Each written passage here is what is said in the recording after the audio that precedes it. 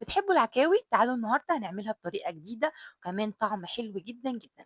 كمان هنعملها بطريقة اقتصادية وعلى قد الإيد. تعالوا نشوف الطريقة ونشوف الطعم واللون والشكل إزاي هيطلع كده روعة. أول مرة تشوفي قناتي معاكِ مطبخ أسماء علي، لو عجبِك الفيديو لايك وشير واشتراك في القناة. تعالوا نسمي الله ونشوف هنعمل إيه. أول حاجة معايا ما تستغربيش، أنا معايا رقبة الرومي. رقبة الرومي ديّة هتقطعيها وتعمليها كأنها بالضبط عكاوي.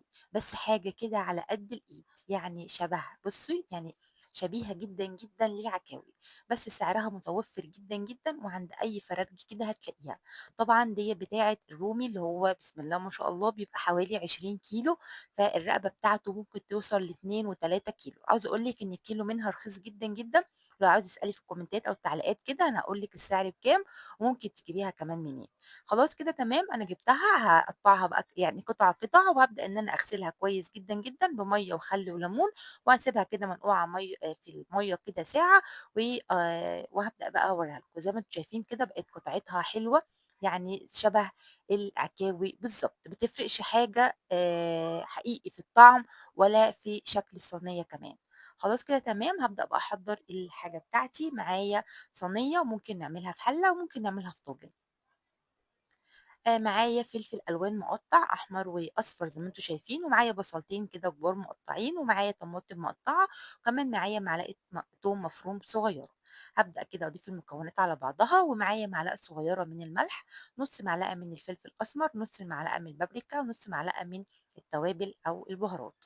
أمسك بقى كده أدعكهم كلّهم في قلب بعضهم عشان يدّوني بقى التوابل تاخد كده مع الخضار بتاعي، يبقى طعمها حلو جدًا، جدًا. ممكن لو عايزين تضيفوا معاها بطاطس أو بطاطساية كده مكعبات، عادي خالص، الناس اللي بتحب تضيف البطاطس في الأكلات ديّة.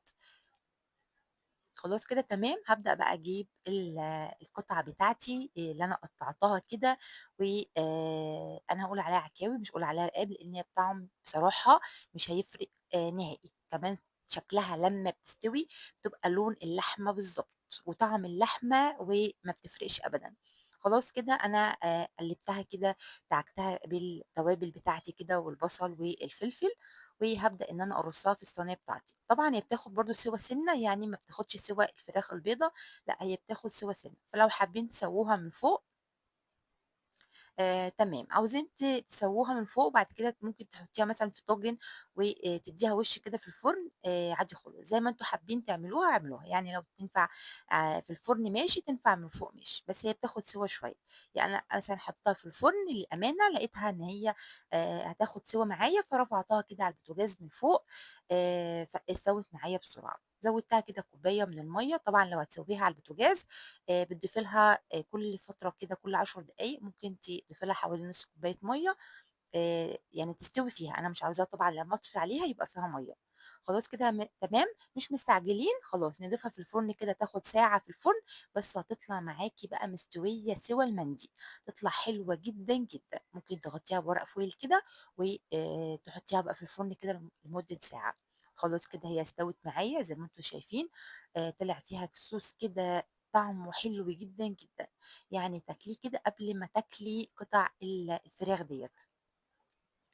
هي شكلها مش فراخ خالص زي ما أنتم شايفين، هي شكلها لحمة. أنا بقى عملت جنبيها كده محشي كرنب كان روعة الروعة. الفيديو الجاي إن شاء الله هانزّل لكم طريقة محشي خطير، تتبيلة حلوة أوي، أوي، وباضيف عليه كده إضافة يعني طعمه هيوديك في حتة تانية خالص. اعملوه على الطريقة ديّة. لو عجبكم الفيديو ما تنسانيش بقى لايك واشتراك في القناة اللي لسه ما اشتركتوش، وأسيبكم في حفظ الله، والسلام عليكم ورحمة